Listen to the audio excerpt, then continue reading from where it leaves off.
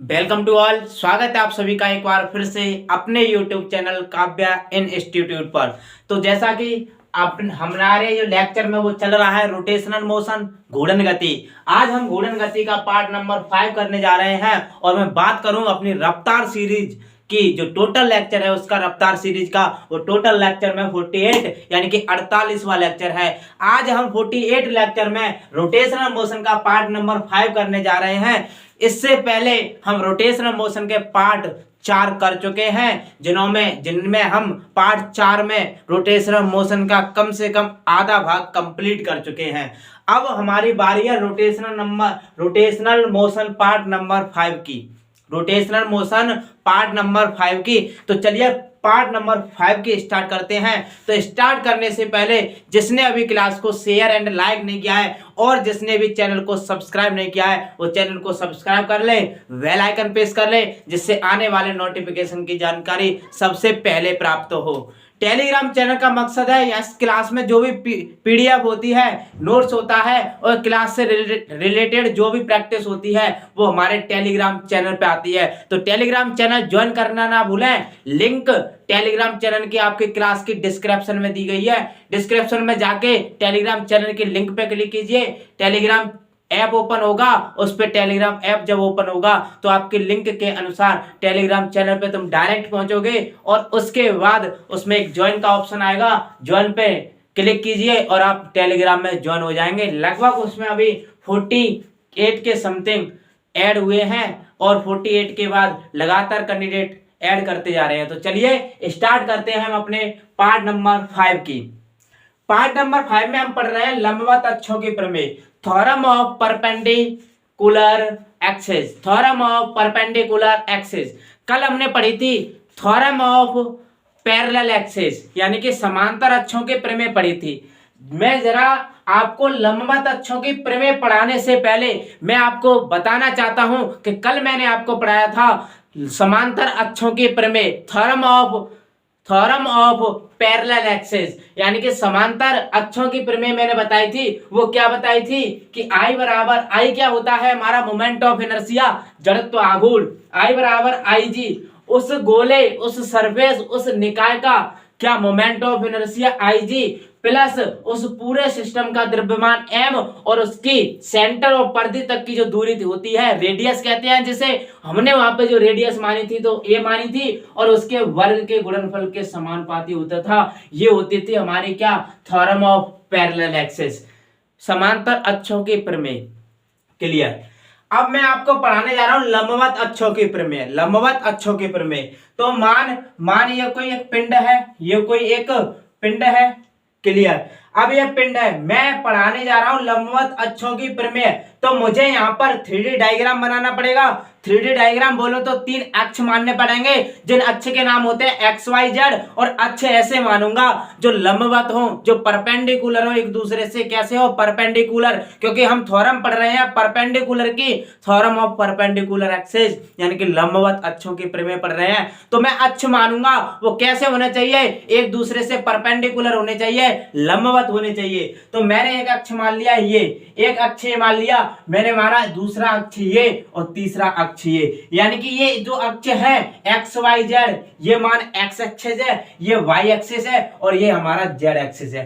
X अक्ष, Y अक्ष और ये जेड अक्ष, ये जो तीनों हैं आपस में परपेंडिकुलर हैं, यस या नो, कमेंट बॉक्स भर जाना चाहिए। ये जो अक्ष हैं ये आपस में कैसे हैं, परपेंडिकुलर हैं, यस या नो, कमेंट में एग्री कीजिए कि ये हमारा, कमेंट में एग्री कीजिए जो अक्ष है वो मेरा क्या, ये आपस में कैसे हैं, परपेंडिकुलर है या नहीं। जी हाँ बिल्कुल है, कमेंट बॉक्स भर दिया होगा मेरे सैनों ने कि ये तीनों अक्ष जो है वो आपस में परपेंडिकुलर हैं। जी हाँ बिल्कुल, क्योंकि हम थ्योरम पढ़ रहे हैं परपेंडिकुलर की, यानी कि थ्योरम ऑफ परपेंडिकुलर एक्सिस यानी कि लंबवत अक्षों की प्रमेय पढ़ रहे हैं। तो जो हमने अक्ष लिए हैं वो आपस में कैसे होंगे, परपेंडिकुलर यानी कि लंबवत होंगे। तो पहली बात, जो 3 अक्ष हैं, तीनों अक्ष कैसे होंगे, तीनों अक्ष परपेंडिकुलर होंगे। कैसे होंगे, परपेंडिकुलर बोलूं तो लंबवत होंगे।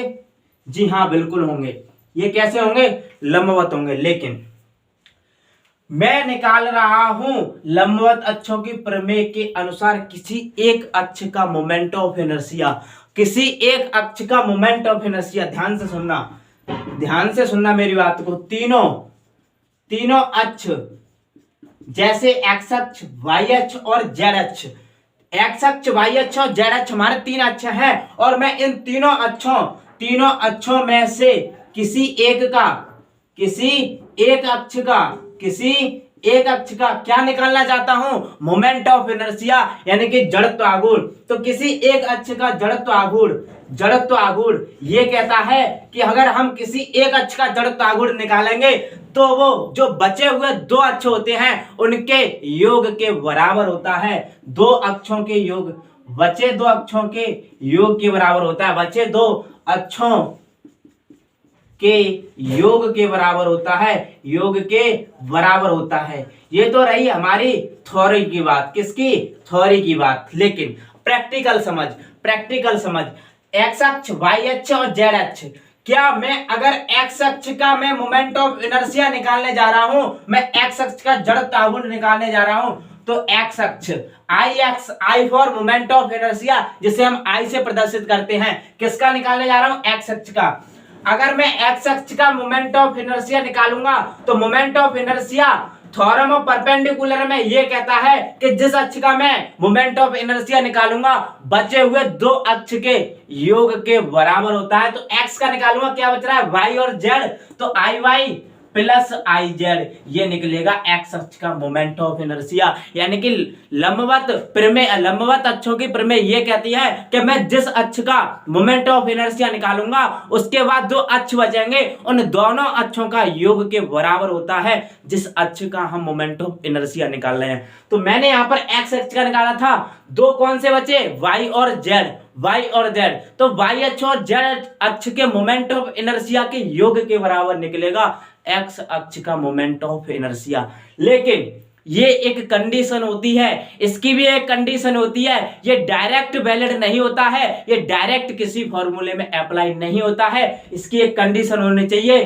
कंडीशन ये होती है, अगर मैं एक्स अक्ष का निकाल रहा हूं तो बचे हुए 2 अक्ष हैं वो आपस में परपेंडिकुलर होने चाहिए, आपस में लंबवत होने चाहिए। तो मैंने एक्स अक्ष का निकाला, एक्स अक्ष के बाद मैंने वाई और जेड को देखा तो ये आपस में परपेंडिकुलर है। इसी प्रकार अगर मैं वाई का निकालूंगा तो वाई निकालने से पहले मुझे जेड और एक्स कैसे चाहिए, परपेंडिकुलर चाहिए, लंबवत चाहिए। तो ये आपस में लंबवत है। तो मैं यहां से अगर तुमसे y का पूछ लिया कि y अक्ष का मोमेंट ऑफ इनर्शिया कितना होगा, y अक्ष का जड़त्व आघूर्ण कितना होगा, तो जड़त्व आघूर्ण होगा y का कि i x बचा प्लस i z बचा, यानी कि x अक्ष का moment of inertia plus z अक्ष का मोमेंट ऑफ इनर्शिया किसके बराबर होगा, i y के बराबर होगा, यानी कि y अक्ष के मोमेंट ऑफ इनर्शिया के बराबर होगा। इसी प्रकार अगर तुमसे पूछ ले जेड अक्ष का मोमेंट ऑफ इनर्शिया, जेड अक्ष का मोमेंट ऑफ इनर्शिया क्या होगा, जेड अक्ष का निकालने बचे कौन से 2, एक्स और वाई, तो एक्स अक्ष का moment of inertia plus Y अक्ष का मोमेंट ऑफ इनर्शिया किसके इक्वल होगा, जेड अक्ष के मोमेंट ऑफ इनर्शिया के बराबर होगा। हमने जेड का चाहिए तो बचा क्या, I X plus I Y, यानी कि एक्स अक्ष का moment of inertia plus Y अक्ष का मोमेंट ऑफ इनर्शिया किसके बराबर होगा, जेड अक्ष के मोमेंट ऑफ इनर्शिया के बराबर होगा। बोलो तो जेड अक्ष के जड़त्व आघूर्ण के बराबर होगा। एक बार फिर समझ, लंबवत यानी कि परपेंडिकुलर, थ्योरम ये कहती है, थ्योरम ऑफ परपेंडिकुलर एक्सिस ये कहती है कि अगर मैं किसी एक अक्ष का मुझे मोमेंट ऑफ इनर्शिया चाहिए तो वह बचे हुए 2 अक्षों के योगफल के बराबर होता है। जैसा कि लाइन में लिखा है, तीनों अक्ष एक्स वाई जेड में से किसी एक अक्ष का जड़त्व आघूर्ण बचे 2 अक्षों के योग के बराबर होता है। क्लियर। हमें एक्स अक्ष का चाहिए, 2 अक्ष कौन से बचे, वाई और जेड, तो वाई और जेड के मोमेंट ऑफ इनर्शिया का योग किसके बराबर होगा, एक्स अक्ष के मोमेंट ऑफ इनर्शिया के बराबर होगा। जी हाँ बिल्कुल। अगर मुझे वाई का चाहिए तो एक्स अक्ष बचा और जेड अक्ष बचा, तो एक्स अक्ष का moment of inertia plus Y Z अक्ष का मोमेंट ऑफ इनर्शिया किसके इक्वल होगा, वाई अक्ष के मोमेंट ऑफ इनर्शिया के बराबर। ठीक इसी प्रकार अगर मुझे जेड अक्ष का चाहिए तो जेड अक्ष का मोमेंट ऑफ इनर्शिया निकालने के लिए मेरे पास दो अक्ष बचते हैं, कौन से, एक एक्स अक्ष और एक वाई अक्ष। तो एक्स अक्ष का moment of inertia plus Y अक्ष का मोमेंट ऑफ इनर्शिया का योग किसके इक्वल होगा, जेड अक्ष के मोमेंट ऑफ इनर्शिया के बराबर होगा। तो इतना आपको समझ में आया होगा, कमेंट बॉक्स भर दो अगर इतना समझ में आया। उसके बाद मैं इससे आज की क्लास को टॉप लेवल की होगी, क्योंकि आज की क्लास में बेहतरीन न्यूमेरिकल बेस्ड क्या मिलेंगे, फॉर्मूले, रिंग का जड़त्व आघूर्ण कितना होता है, खोखले गोले का जड़त्व आघूर्ण कितना होता है, और उसके बाद मैं बात करूं डिस्क एक चकती का जड़त्व आघूर्ण कितना होता है। तो इतना आपको समझ में आया होगा। मैं अब चलता हूं अगले टॉपिक पे। अगला टॉपिक है मेरा जो जड़त्व को लेकर है, एक मिनट, जो जड़त्व को लेकर है वो टॉपिक है, उस पे चलते हैं। तो इतना नोट हुआ, क्लियर, समझ में आया। लंबवत अक्षों की प्रमेय क्या होती है, अगर मुझे एक्स अक्ष का मोमेंट ऑफ इनर्शिया पूछ लिया तो दो अक्ष, अगर ध्यान रखना तो मैं एक्स अक्ष का पूछेगा तो दो अक्षों का मोमेंट ऑफ इनर्शिया ऑलरेडी दिया होगा क्वेश्चन में, तो उन दोनों अक्षों का मोमेंट ऑफ इनर्शिया ऐड करके हमें एक्स का मिल जाएगा। ऐसे ही वाई का पूछेगा तो एक्स का दिया होगा और जेड का दिया होगा, तब तुम वाई का निकाल पाओगे। अगर जेड का पूछा होगा तो एक्स का दिया होगा और वाई का मोमेंट ऑफ इनर्शिया दिया होगा, तब तुम जेड का निकाल लोगे। क्लियर। अब चलते हैं अगले टॉपिक पे।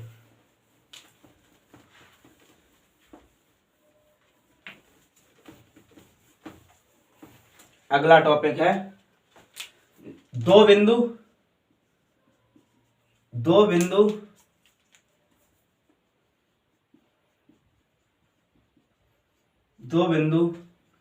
द्रव्यमान केंद्र के दो बिंदु द्रव्यमानों के द्रव्यमान केंद्र के परितः जड़त्व आघूर्ण दो बिंदु द्रव्यमानों के द्रव्यमान केंद्र के परितः जड़त्व आघूर्ण। समझ, लाइन को समझ, दो बिंदु द्रव्यमानों के, दो बिंदु, अगर कोई पॉइंट है, अगर कोई पिंड है तो उसका कोई ना कोई मास होगा। जी हाँ, बिल्कुल होगा। तो लाइन ने वही बोला है, दो बिंदु द्रव्यमानों के, अगर दो बिंदु हैं तो उनका कोई ना कोई मास रहा होगा। तो उन दो बिंदु हैं, जो दो पॉइंट हैं, उन दो पॉइंटों का हमें जड़त्व आघूर्ण बोले तो मोमेंट ऑफ इनर्शिया निकालना है। किसके सापेक्ष, किसके परितः है, द्रव्यमान केंद्र, सेंटर ऑफ मास के परितः हमें क्या निकालना है, मोमेंट ऑफ इनर्शिया निकालना है। तो समझ, मान ले ये एक पिंड है, दूसरा पिंड ये है, एक पिंड है ये और एक पिंड है ये। मान ये पिंड ए है और ये पिंड बी है, ये पिंड ए है और ये पिंड बी है। क्लियर।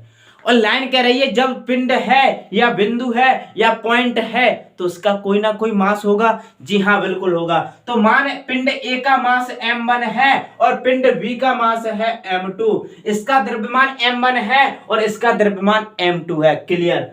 अब किसके परितः निकालना है, सेंटर ऑफ मास यानी कि द्रव्यमान केंद्र के परितः निकालना है। जी हाँ, तो यहाँ पर द्रव्यमान केंद्र सेंटर कहाँ होता है, कहाँ होता है, सेंटर ऑफ द्रव्यमान के द्रव्यमान केंद्र, सेंटर ऑफ मास कहाँ होता है, किसी के बीच में होता है, किसी के सेंटर पे होता है और किसी के बोलो तो जैसे कि छड़ की बात करो तो छड़ का सेंटर ऑफ मास कहाँ होता है, बीच में। अगर मैं वहीं पर वलय की बात करूं तो वलय के सेंटर पे होता है। तो ठीक इसी प्रकार इसका सेंटर ऑफ मास है वो मैंने मान लिया कहाँ है, बीच में। कहाँ है, बीच में। तो इस पॉइंट ए बोलो तो पिंड ए से हमारी सेंटर ऑफ मास तक की जो दूरी है वो मैंने मान ली कि यहां से इसकी जो दूरी है वो r1 है। कितनी है, r1। ठीक उसी प्रकार पॉइंट बी की उस सेंटर ऑफ मास cm बोलो तो सेंटर ऑफ मास, तो सेंटर ऑफ मास से पिंड बी तक की जो वैल्यू है वो कितनी है, मैंने उसकी भी दूरी मान ली r2। कितनी दूरी मान ली, r2। अब देख पिंड ए और पिंड बी, पिंड ए का द्रव्यमान m1 और पिंड बी का द्रव्यमान m2, बीच में क्या है मेरा सेंटर ऑफ मास, बीच में क्या है सेंटर ऑफ मास। तो सेंटर ऑफ मास से पिंड ए तक की जो दूरी है वो कितनी है r1, और सेंटर ऑफ मास से पिंड बी तक की जो दूरी है वो है मेरी r2। तो यहां से एक बात तो क्लियर हो रही है कि जिसकी रेडियस ज्यादा या फिर बोलो तो जिसकी डिस्टेंस ज्यादा उसका सेंटर ऑफ मास कम होगा। जी हाँ, यहां से अगर इसकी दूरी ज्यादा होगी, इसकी दूरी ज्यादा है तो इसका सेंटर ऑफ मास बोलो तो इसका द्रव्यमान कम होगा, और इसका जो बात करूं अगर यहां से इसकी दूरी कम है तो इसका जो द्रव्यमान है वो ज्यादा होगा। कैसे? क्योंकि एक नियम कहता है m 1/r के क्या होता है समानुपाती होता है, यानी कि r के इनवर्सली प्रोपोर्शनल होता है। अगर मैं यहां से r को बढ़ाऊंगा तो द्रव्यमान घटेगा, अगर मैं इसको r को घटाऊंगा तो मास क्या होगा बढ़ेगा। ठीक है, यही कंडीशन यहाँ पे कहती है मेरे पिंड ए से सेंटर ऑफ मास तक की अगर दूरी ज्यादा है, अगर दूरी ज्यादा है तो पिंड ए का जो मास है वो क्या होगा कम होगा, कम होगा। अगर इस तरफ की बात करूं तो पिंड जो बी है और सेंटर ऑफ मास तक की जो डिस्टेंस है वो मेरी कम है, तो मेरा जो मास होगा वो क्या होगा ज्यादा होगा, क्योंकि मास रेडियस या फिर बोलो डिस्टेंस के कैसा है यहाँ पर इनवर्सली प्रोपोर्शनल होता है। ये वाला क्वेश्चन याद रखना, ये वाला कंसेप्ट है अपने आप में बापू लेवल का, यहाँ से क्वेश्चन पूछ सकता है आपसे। m डायरेक्ट प्रोपोर्शनल किसके होता है 1/r के, या फिर m यानी कि द्रव्यमान r के इनवर्सली प्रोपोर्शनल होता है। अगर मैं r को ज्यादा करूंगा तो मास उसका कम होगा, अगर मैं r को कम करूंगा तो मास क्या होगा ज्यादा होगा। तो यहां से एक कंसेप्ट बनता है कि पहले पिंड का द्रव्यमान और उसकी चली गई दूरी r1 का गुणा किसके बराबर होता है दूसरे पिंड का द्रव्यमान और उसकी चली गई दूरी r2 के बराबर होता है। जी हाँ, इतनी बात क्लियर। यहां से क्वेश्चन ये निकलता है कि पहले पिंड का द्रव्यमान और उसकी चली गई दूरी का गुणनफल किसके बराबर होता है दूसरे पिंड का द्रव्यमान और उसकी चली गई दूरी के गुणनफल के बराबर होता है। तो देख m1, अगर मैं यहां से कंसेप्ट ये निकालना चाहता हूं कि दोनों पिंडों का द्रव्यमान का अनुपात दिया हो और तुमसे दूरी का अनुपात पूछ ले, बोलो तो रेडियस का अनुपात पूछ ले, तो m1 ये अगर गुणा में इधर किस में लिया भाग में बराबर, इधर क्या बचेगा r2 और ये भाग में आ जाएगा r1। ये निकला टॉप लेवल का क्वेश्चन, ये निकला टॉप लेवल का क्वेश्चन। दो पिंड दिए, दोनों पिंडों का द्रव्यमान दिया है, तुमसे पूछ ले यदि दो पिंड सेंटर ऑफ मास के परतः जिनका द्रव्यमान क्रमशः 4:9 है, 4:9 है, कितना है m1 अनुपात m2 बराबर मान ले कि 3:9 है, कितना है 3:9। क्लियर, 4:9 मत मान, 3:9 मान। तुमसे पूछ लिया दो पिंड द्रव्यमान केंद्र के परतः जिनका द्रव्यमान 3:4 है तो उसकी दूरी चली गई दूरी का अनुपात ज्ञात कीजिए। पूछा क्या है r1 अनुपात r2, r1 अनुपात r2। तो हमें फॉर्मूला पता है कि m1/m2 बराबर r2/r1 होता है, तो m1/m2 बराबर r2/r1। क्लियर।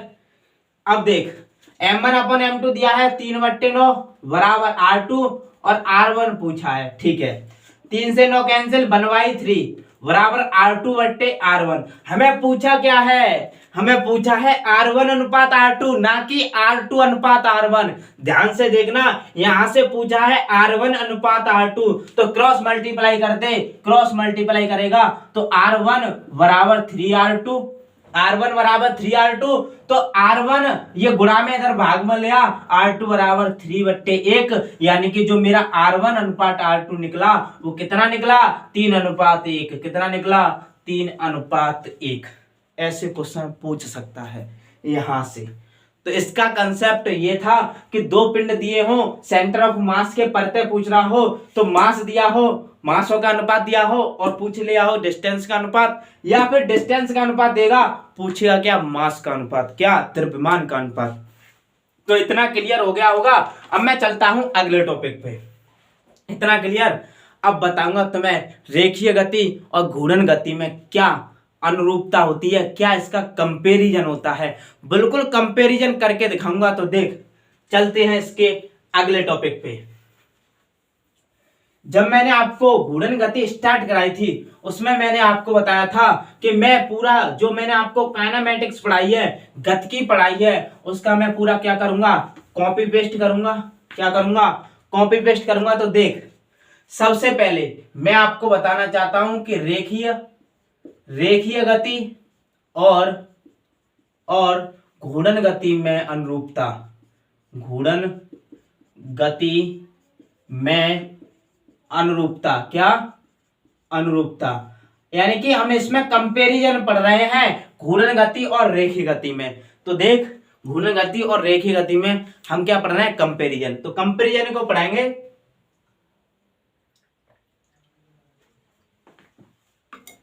देख, एक तरफ निकले रेखीय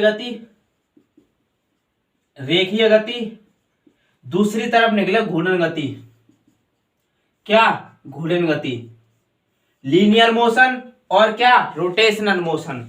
मैं लीनियर मोशन की बात करूंगा और किसकी बात करूंगा, रोटेशनल मोशन की। ठीक है, एक बात क्लियर है, इससे बनने वाले जो 3 समीकरण थे, जो रेखीय गति में v बराबर u प्लस AT था, मैंने आपको बताया था कि घूर्णन गति में क्या होता है।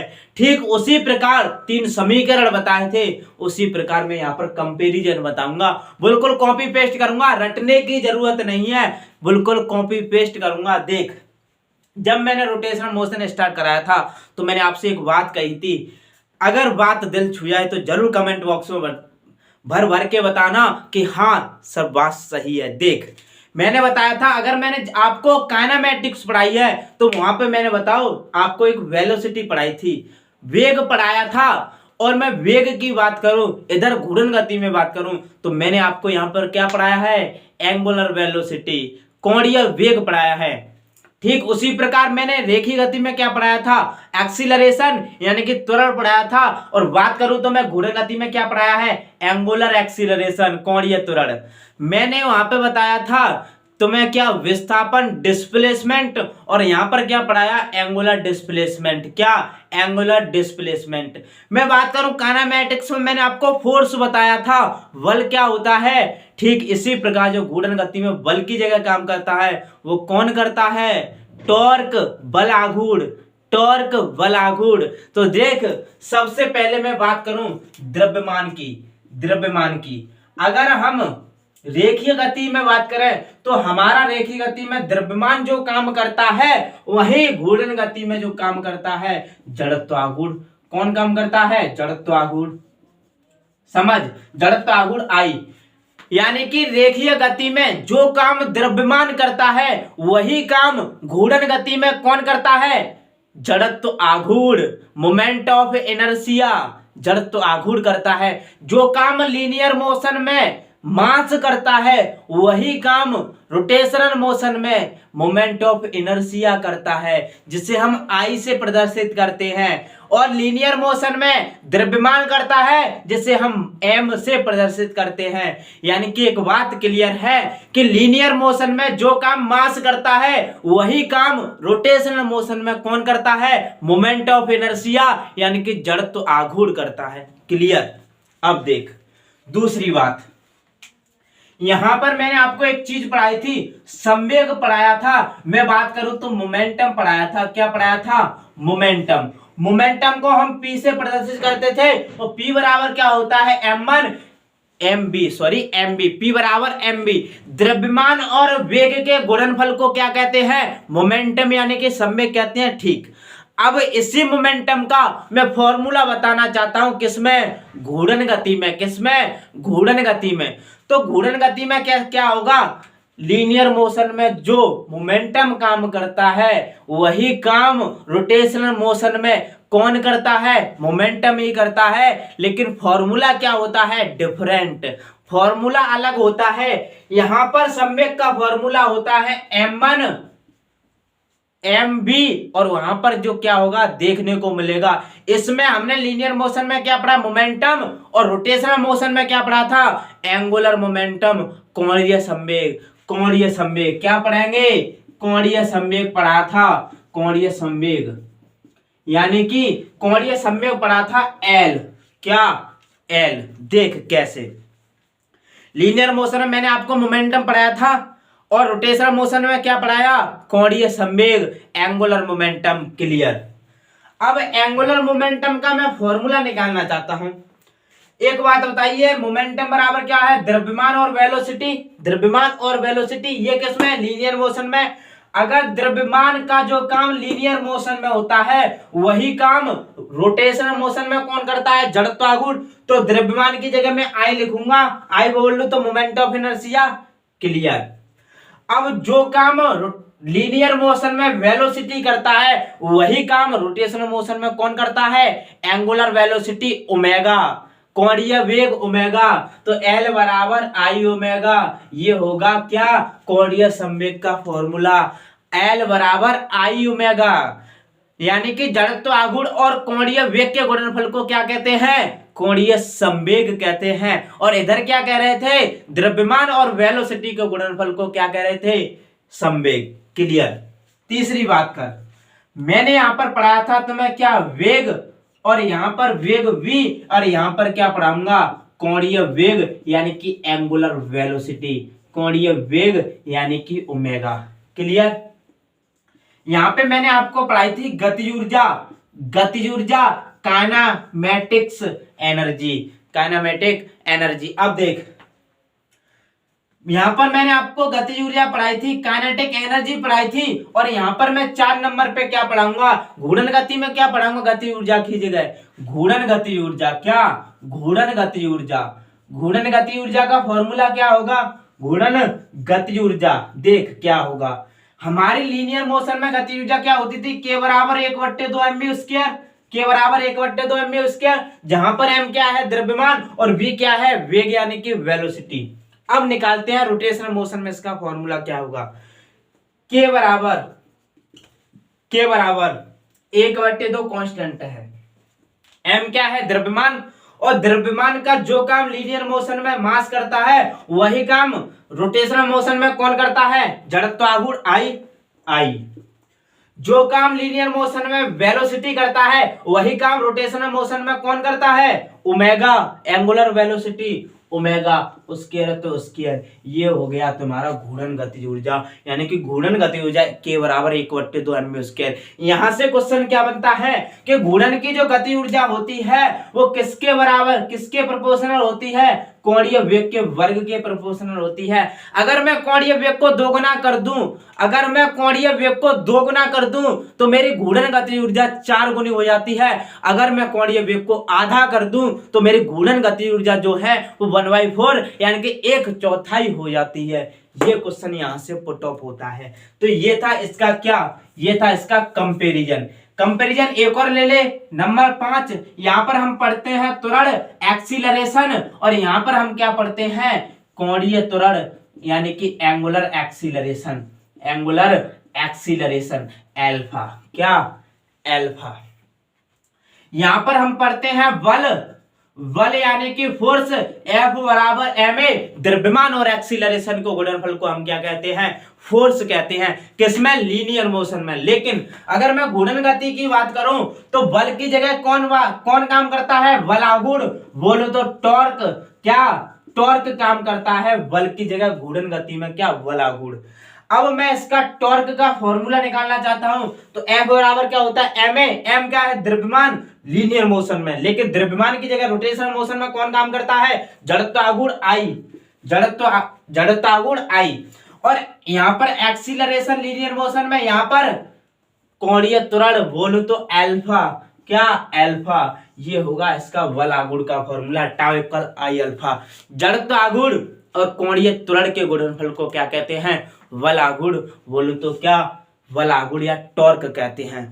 तो उम्मीद करता हूं आपको ये इसका जो कंपैरिजन है लीनियर मोशन और रोटेशनल मोशन का वो समझ में आया होगा कि लीनियर मोशन में मास है और मास का जो काम लीनियर मोशन में है वही काम घूर्णन गति में कौन करता है, जड़त्व आघूर्ण करता है।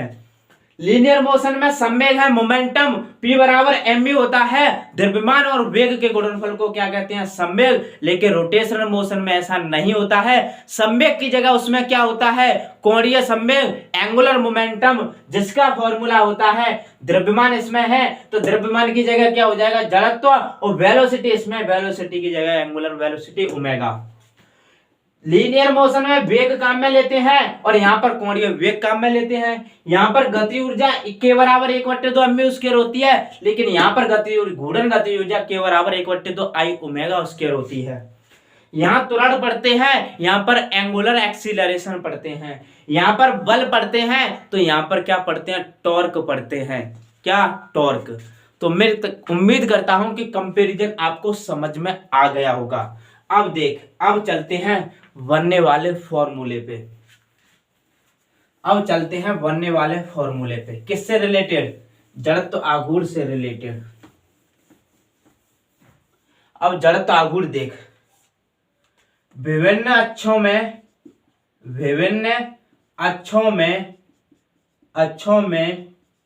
जड़त्व आघूर्ण, विभिन्न अक्षों में जड़त्व आघूर्ण क्या होगा? एक बात नोट करना, इस स्लाइड से जो अब कराने जा रहा हूं, इस स्लाइड से एक क्वेश्चन पक्का है। किसी भी शिफ्ट में एक क्वेश्चन जरूर आएगा इस स्लाइड से। कैसे? देख, सबसे पहले मैं लेता हूं वलय। क्या? वलय। वलय बोलूं तो रिंग। क्या? रिंग। रिंग का हम क्या पढ़ेंगे? जड़त्व आघूर्ण पढ़ेंगे। क्या पढ़ेंगे? जड़त्व आघूर्ण। देख, पहली कंडीशन द्रव्यमान केंद्र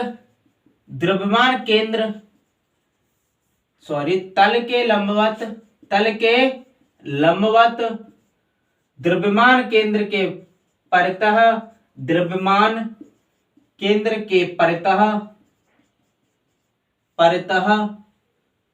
जड़त्व आघूर्ण कितना होगा?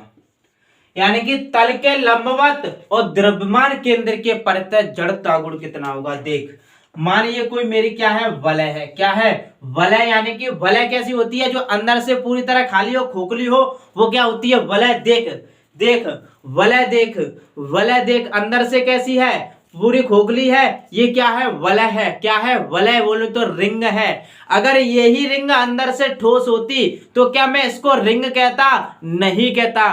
फिर क्या कहता? ठोस गोला। क्या कहता? ठोस गोला, सॉलिड स्फीयर। अब देख, मैं किसकी बात कर रहा हूं? वलय की। किसकी बात कर रहा हूं? वलय की। पहली कंडीशन क्या है? कि जब तल के लंबवत यानी कि सरफेस के परपेंडिकुलर और सेंटर के यानी कि द्रव्यमान केंद्र के परतः, कंडीशन कैसी होगी? जरा प्रैक्टिकली सोच, कंडीशन कैसी होगी? ये क्या है? वलय। क्या है? वलय तल के लंबवत और द्रव्यमान केंद्र के परतः। द्रव्यमान केंद्र कहां होगा इस रिंग का? सेंटर ऑफ मास कहां होगा? वलय के केंद्र पर। मानिए वलय का केंद्र है, ये वलय का केंद्र है, तो यानी कि द्रव्यमान केंद्र के परतः है और सतह के कैसा है? लंबवत। पहली कंडीशन समझ। ये कोई रिंग है। इस रिंग की पहली कंडीशन कह रहा है वो क्या?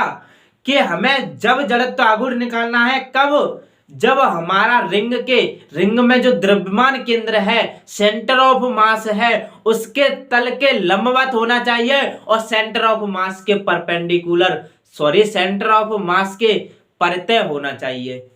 दोबारा समझ, किसी रिंग के परपेंडिकुलर, किसी रिंग के तल के परपेंडिकुलर और द्रव्यमान केंद्र के परतः। कंडीशन समझ कैसी रही होगी कंडीशन? ये रिंग है, ये गया इसके तल के लंबवत, ये गया इसके तल के लंबवत, यानी कि तल के लंबवत और द्रव्यमान केंद्र के परतः कुछ ऐसी कंडीशन रही होगी कि तल के लंबवत और सेंटर ऑफ मास के परतः, तल के लंबवत और सेंटर ऑफ मास के परतः। इसका मैं डेरिवेशन नहीं कराऊंगा, डायरेक्ट फॉर्मूला लिखाऊंगा, लेकिन आपको फील कराऊंगा।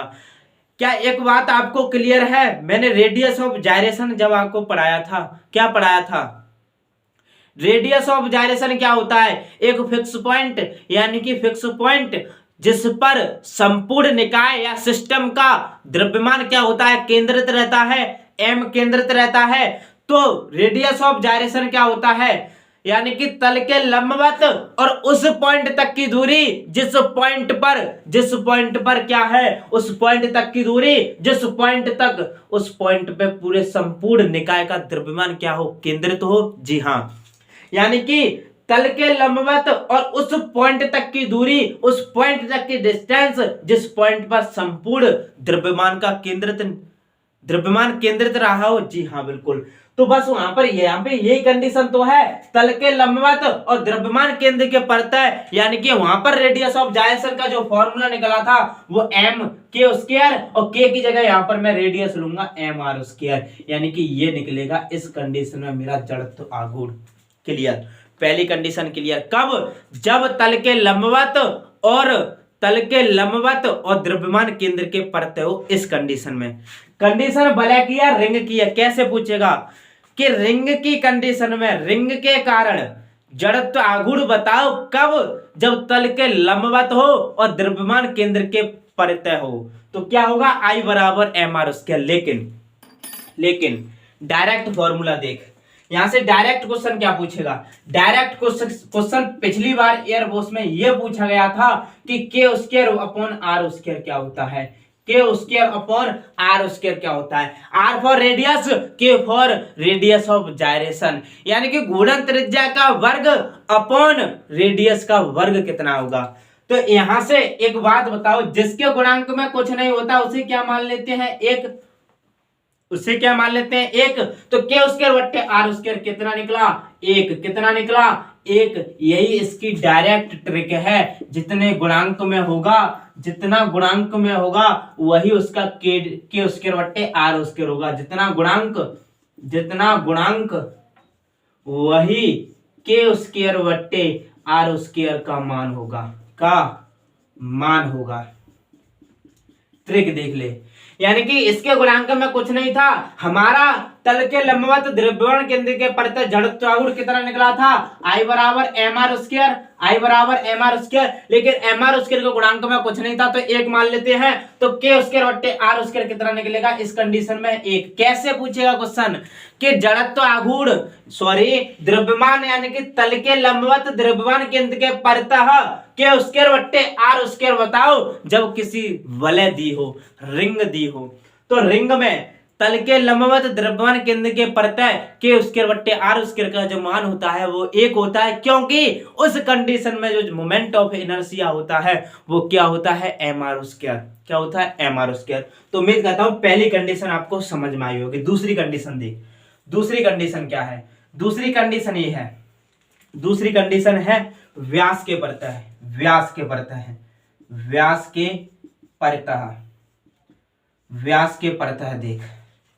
देख व्यास के परतः। व्यास कैसा रहा होगा? व्यास कब होगा? व्यास इससे समझ, व्यास कैसा होगा?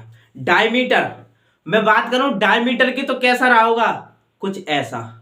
ये इसका क्या है? डायमीटर व्यास है। अगर ऐसा ना रहा होगा तो ऐसा रहा होगा, ऐसा ना रहा होगा तो ऐसा रहा होगा, ऐसा भी ना मान तो ऐसा रहा होगा, क्योंकि डायमीटर एक सीधी रेखा होती है, व्यास एक सीधी रेखा होती है। अगर ऐसा रहा होगा तब भी ये रिंग को आधे भाग में बांट रहा है, अगर ऐसा रहा होगा तब भी रिंग को आधे भाग में बांट रहा है, और ऐसा रहा होगा तब भी रिंग को आधे भाग में बांट रहा है। यानी कि कहने का मतलब ये है कि जो डायमीटर होता है, व्यास होता है, वो रिंग को आधे भाग में बांट देता है। दिखाई दे रहा होगा आधे भाग में, ऐसा होगा तो आधे में, ऐसा होगा तो आधे में, ऐसा होगा तो आधे में। तो कहने का मतलब कि जो मेरा पहली कंडीशन में जो जड़त्व आघूर्ण मोमेंट ऑफ इनर्शिया निकला उसका आधा क्या होगा? व्यास के परतः में होगा। ध्यान रखना ये भी केस किसका है? ये केस नंबर 1 है, ये केस नंबर 2 है। किसका? रिंग का। रिंग का केस नंबर 2 में पूछेगा व्यास के परतः जड़त्व आघूर्ण कितना होगा, ये मान। ये कुछ ऐसी कंडीशन रही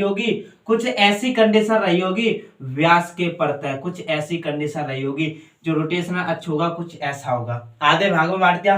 तो पहले का कितना? एम आर स्क्वायर, आई बराबर एम आर स्क्वायर, लेकिन आधे भाग में तो एम आर स्क्वायर बाई 2 होगा व्यास के परतः। देख कैसे, अब यहाँ से के स्क्वायर बट्टे आर स्क्वायर मुझे बताओ, के स्क्वायर बट्टे आर स्क्वायर कितना होगा, जितना कोएफिशिएंट गुणांक में होता है यहाँ पर कितना 1/2, तो के स्क्वायर बट्टे आर स्क्वायर बराबर 1/2 होगा। डायरेक्ट ट्रिक से फोड़ेंगे, डायरेक्ट ट्रिक से फोड़ेंगे। व्यास के प्रत्यय में रिंग की कंडीशन में बात करूं तो के स्क्वायर बट्टे आर स्क्वायर कितना होगा 1/2 और मोमेंट ऑफ इनर्शिया कितना होगा एम आर स्क्वायर बट्टे 2। क्लियर। अब देख कंडीशन नंबर 3 समझ, कंडीशन नंबर 3 समझ। ये तो हुई व्यास के प्रत्यय की बात। अगर स्पर्श रेखीय वलय दे दे, स्पर्श रेखीय वलय दे दे, स्पर्श रेखा में वलय के कारण जड़त्व आघूर्ण, तो देख क्या होगा। मान स्पर्श रेखा कंडीशन समझ, पहले कंडीशन समझ। स्पर्श रेखा ये क्या है, कोई वलय है, ये क्या है, कोई वलय है, स्पर्श रेखा ये कंडीशन रही होगी। पहली कंडीशन समझ, तल के लंबवत द्रव्यमान केंद्र के प्रत्यय एम आर स्क्वायर, तल के लंबवत द्रव्यमान केंद्र के प्रत्यय एम आर स्क्वायर, और बात करूं तो के स्क्वायर बट्टे आर स्क्वायर की 1। ठीक। दूसरी कंडीशन समझ, दूसरी कंडीशन व्यास के प्रत्यय है, व्यास के प्रत्यय है, वलय तो है लेकिन व्यास के प्रत्यय है, जड़त्व आघूर्ण कितना एम आर स्क्वायर बट्टे 2। ठीक। तीसरी कंडीशन समझ, स्पर्श रेखा में वलय के कारण जड़त्व आघूर्ण, स्पर्श रेखा में वलय के कारण जड़त्व आघूर्ण, ये इसको स्पर्श कर रहा है तो वलय के कारण जड़त्व आघूर्ण कितना होगा, डायरेक्ट होता है 3/2, 3/2 M R square, 3/2 M R square. कब, जब स्पर्श रेखा में वलय के कारण जड़त्व आघूर्ण पूछ ले। कुछ ऐसी कंडीशन रही होगी, कुछ ऐसी कंडीशन रही होगी, स्पर्श रेखा में वलय के कारण जड़त्व आघूर्ण पूछ ले, 3/2 एम आर स्क्वायर। अगर पहली कंडीशन, तीनों कंडीशन आपको समझ में आई होगी। अब मैं इसका पूरा कॉपी पेस्ट करूंगा आगे, पूरा कॉपी पेस्ट करूंगा इसका आगे। समझ, पहली कंडीशन तुम्हारा समझ, रिंग के कारण निकाल रहे हैं। पहली कंडीशन तल के लंबवत द्रव्यमान केंद्र के प्रत्यय जड़त्व आघूर्ण, तो ये तो हमारी पूरी रेडियस ऑफ जायरेशन है, रेडियस ऑफ जायरेशन यानी कि तल के लंबवत और उस पॉइंट तक की दूरी जिस पॉइंट पर उस पूरे सिस्टम का द्रव्यमान केंद्र तो डायरेक्ट होता है आई बराबर एम आर स्क्वायर। वहां क्या होता है एम के स्क्वायर, एम के स्क्वायर, आई बराबर एम के स्क्वायर, जहां पर के क्या होती है रेडियस ऑफ जायरेशन, लेकिन यहाँ पर आई बराबर एम आर स्क्वायर होगा, आई बराबर एम आर स्क्वायर। ठीक। इस कंडीशन में अगर के स्क्वायर बट्टे आर स्क्वायर पूछता है तो डायरेक्ट ट्रिक है, जो गुणांक होता है वही के स्क्वायर बट्टे आर स्क्वायर होता है, तो 1 निकला। ठीक है। कंडीशन नंबर 2 व्यास के प्रत्यय है, व्यास के प्रत्यय रिंग को आधे भागों में बांट देता है, तो जो पहली कंडीशन में जो हमारा जड़त्व आघूर्ण है उसका आधा होगा एम आर स्क्वायर बाई 2। इस कंडीशन में व्यास के प्रत्यय में मैं अगर कंडीशन बात करूं कि स्क्वायर बट्टे आर स्क्वायर की तो 1/2। कंडीशन नंबर 3 बात करूं स्पर्श रेखा में वलय के कारण जड़त्व आघूर्ण, तो डायरेक्ट स्पर्श रेखा में वलय के कारण जड़त्व आघूर्ण जो होता है वो कितना होता है 3/2 एम आर स्क्वायर, कितना 3/2 एम आर स्क्वायर। अब देख अब मैं निकालूंगा किसके कारण, डिस्क के कारण, किसके कारण, डिस्क के कारण। देख डिस्क यानी कि चकती के कारण, दूसरा है चकती के कारण जड़त्व आघूर्ण। डिस्क में भी वही सेम कॉपी पेस्ट करूंगा। पहला तल के लंबवत द्रव्यमान केंद्र के पारित या परितः, द्रव्यमान केंद्र के परितः जड़त्व आघूर्ण। क्लियर। इस कंडीशन में दूसरी कंडीशन ये रही होगी कि व्यास के प्रत्यय, दूसरी कंडीशन व्यास के प्रत्यय रही होगी मेरी। तो देख रुक 1 मिनट, इंक डालना थोड़ी सी। अब देख दूसरी कंडीशन रही होगी व्यास के प्रत्यय, दूसरी कंडीशन व्यास के प्रत्यय जड़त्व आघूर्ण किस में निकालने हैं ध्यान रखना, चकती में, डिस्क में। तीसरी कंडीशन ये रही होगी स्पर्श रेखा के कारण चकती का जड़त्व आघूर्ण, क्या जड़त्व आघूर्ण, यही रही होगी। क्लियर। अब देख इसके कारण निकालते हैं, पूरा कॉपी पेस्ट करेंगे, पूरा कॉपी पेस्ट।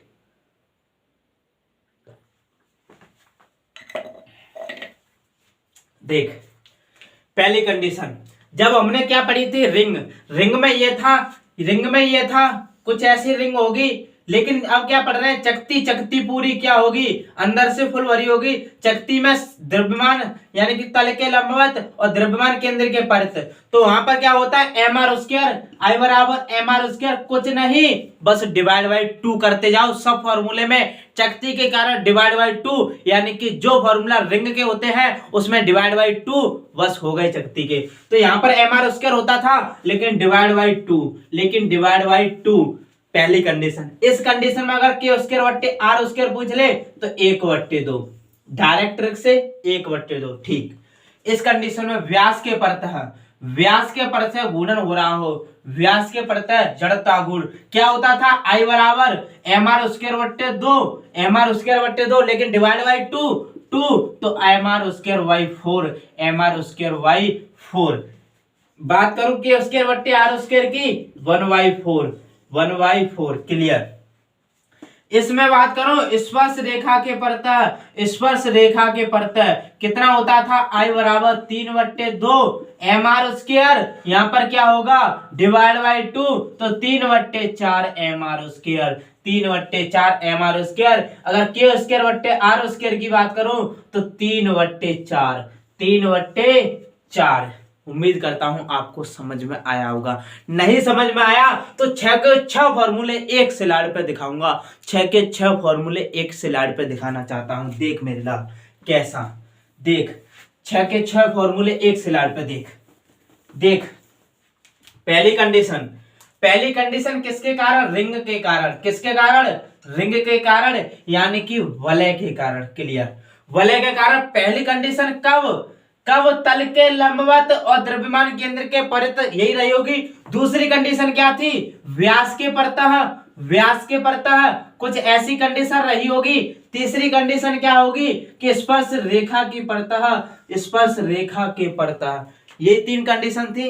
अब बात करेंगे हम किसके कारण, वलय यानी चकती के कारण, चकती बोलो तो डिस्क के कारण, किसके कारण, डिस्क के कारण। देख पहली कंडीशन तल के लंबवत, ये चकती पूरी फुले होगी तल के लंबवत और सेंटर ऑफ मास यानी कि द्रव्यमान केंद्र के परत। दूसरी व्यास के अकॉर्डिंग यानी कि व्यास के कारण कुछ व्यास ऐसा रहा होगा, क्लियर। तीसरी कंडीशन स्पर्श रेखा के परत ये रही होगी, क्लियर।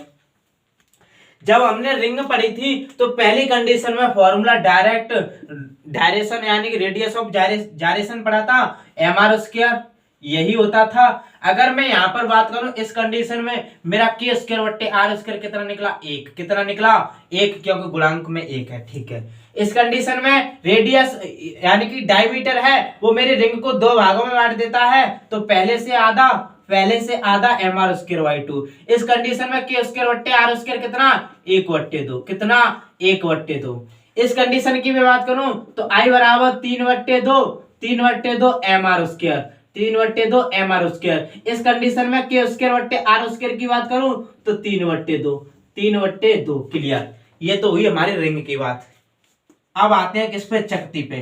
पहली कंडीशन mr स्क्वायर जो रिंग का है उसमें डिवाइड बाई 2, पहली कंडीशन जो रिंग का है उसमें divide by 2 mr square by 2, तो पहले से था 2/2 यानी कि 4। I बराबर 3/2 तो पहले से था तो 2 का मल्टीप्लाई 3/4 mr स्क्वायर, बस ये निकले। इसके बाद इस कंडीशन में के स्क्वायर बट्टे आर स्क्वायर की बात करूं तो 1/2। अगर इस कंडीशन में मैं के स्क्वायर बट्टे आर स्क्वायर की बात करूं तो 1/4 और इस कंडीशन में बात करूं तो के स्क्वायर बट्टे आर स्क्वायर बराबर निकलेगा 3/4।